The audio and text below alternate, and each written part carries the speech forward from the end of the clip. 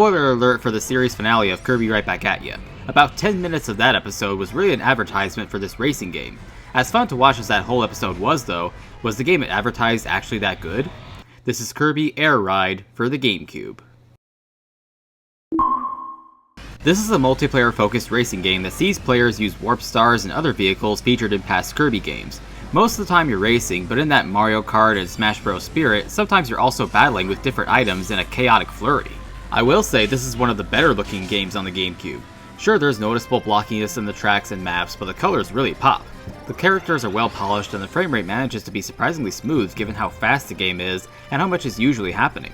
But I'd be lying if I said it was always smooth. There were a few times of noticeable lag when the speed and effects would go really crazy and the game had a harder time handling it.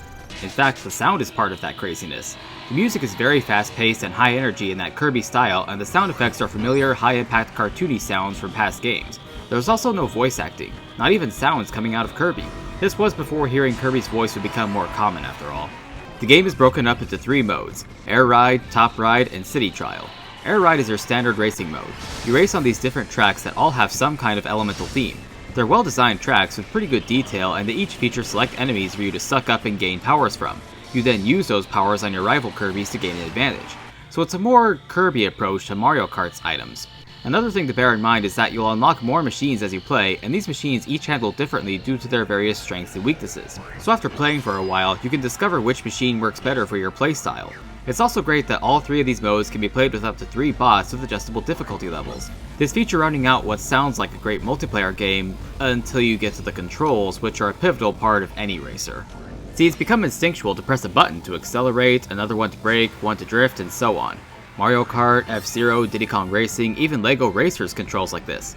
Kirby Air Ride on the other hand uses the control stick and the A button exclusively. And no, A is not accelerate, it's your brake button, and your drift button, and how you use boost pads, and sometimes how to use your copy abilities.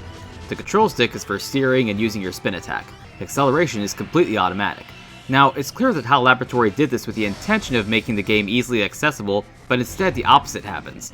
Trying to use A for everything in these frankly floaty machines just becomes a confusing mess. You'll miss items, miss turns, miss powers to claim. If anything, it gives you a greater appreciation for racing the normal way. Nothing works if it isn't thought out. The second mode is Top Race. Now, those of you who watched my Simpsons Hit and Run review from 5 years ago may remember how much I hate top-down racing games. Well, that's still true here, and the controls make that even more true. Sure, one machine is easier to control than the other, but it's still not great. Besides, the regular Air Ride mode is more fun than this. But let's move on to the third and final mode, City Trial.